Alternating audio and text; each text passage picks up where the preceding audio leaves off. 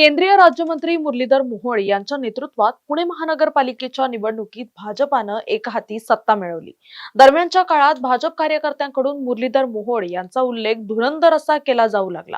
निवडणुकीनंतर मात्र कार्यकर्त्यांनी मोहोळांचा उल्लेख गब्बर असा केला। त्यामुळेच विरोधकांकडून प्रचंड टीका झाल्या आणि याच टीकेनंतर ज्या पोस्टरवर गब्बर असा उल्लेख होता हे पोस्टर काढून टाकण्यात आलं। याविषयी ठाकरे गटाच्या उपनेत्या सुषमा अंधारे यांनी पोस्ट करत आक्षेप घेतला होता। त्यावर मुरलीधर मोहोळ यांनी देखील प्रत्युत्तर दिलंय।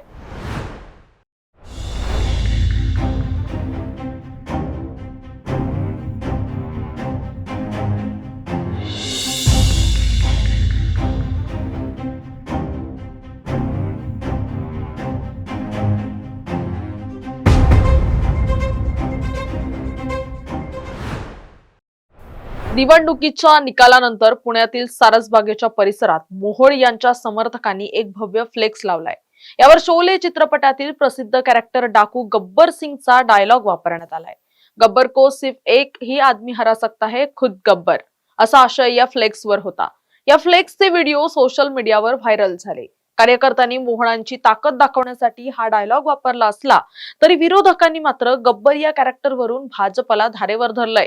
ठाकरे गटाच्या नेत्या सुषमा अंधारे यांनी हा मुद्दा उचलून धरत या फ्लेक्सचा व्हिडिओ शेअर केला। अंधारे यांनी आपल्या पोस्टमध्ये म्हटलंय की गब्बर लोकांची घरदार लुटणारा, खून दरोडे टाकणारा आणि बेकायदेशीर पद्धतीने लोकांच्या जागा बळकावणारा कुप्रसिद्ध डाकू होता। आता मला सांगा की त्यांनी गब्बर वगैरेचे जर बॅनर तुम्ही लावणार असाल आणि गब्बर म्हणून जर त्यांचा फोटो लागत असेल तर म्हणजे पात्र काय निवडताय ते तरी बघा। सत्तेच्या उन्मादामध्ये तुम्ही स्वतःच तुमच्या नेत्याला नायक करण्याच्या ऐवजी खलनायक करू पाहताय। कारण गब्बर हा काही नायक नव्हता, गब्बर हा चित्रपटातला खलनायक होता। एक असा खलनायक जो लूटमारी करतो, चोऱ्या करतो, दरोडे घालतो, खून पाडतो, विशेष म्हणजे जागा सुद्धा बळकावतो बरं का अतिक्रमणाच्या। आता असं सगळं असताना जर ते पात्र हे आपल्या नेत्याला मिळतं जुळतं आहे असं कार्यकर्त्यांना वाटत असेल तर मला वाटतं आमच्यापेक्षा जास्त कार्यकर्ते नेत्यांना चांगलं ओळखत असतील ना। त्यामुळे कार्यकर्त्यांनी नेत्याला फार व्यवस्थितपणे परिभाषित केलेलं आहे। सुषमा अंधारे यांनी पोस्ट केल्यानंतर तो फ्लेक्स प्रचंड व्हायरल झाला। त्याचबरोबर भाजपनं आपण निवडून आल्यास अनधिकृत होर्डिंग्स आणि फ्लेक्सवर कारवाई करण्याचं आश्वासन दिलं होतं आणि भाजप कार्यकर्त्यांनी लावलेला हा फ्लेक्स सुद्धा अनधिकृत असल्यानं त्यावर कारवाई होणार का असा सवाल उपस्थित केला जात होता। त्यावर मुरलीधर मोहोळ यांनी स्वतःच आपण सगळे अनधिकृत फ्लेक्स हटवायला सांगितले असून गब्बरचाही हटवलाय असं उत्तर दिलंय। काढायला लावले ते गब्बरचं पण काढायला लावला।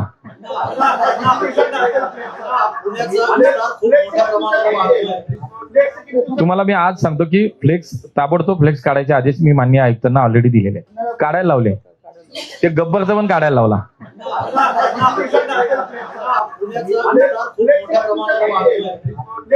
तुम्हाला मी आज सांगतो की फ्लेक्स ताबडतोब फ्लेक्स काढायचे आदेश मी माननीय आयुक्तांना ऑलरेडी दिलेले। गब्बर पोस्टर वरून छेडलेल्या वादानंतर अखेर हे पोस्टर आता उतरवण्यात आलंय। मात्र आपल्या नेत्याची तुलना आपण कुणाशी करतोय याचं कार्यकर्त्यांनी देखील भान राखणं गरजेचं आहे। त्याचबरोबर पुणे शहरात अनधिकृत फ्लेक्स आणि होर्डिंगवर कारवाई करण्याचे आश्वासन स्वतः मुरलीधर मोहोळ यांनी दिलंय। ते भविष्यात देखील पाळलं जाणार का हे पाहणं आता महत्त्वाचं असणार आहे।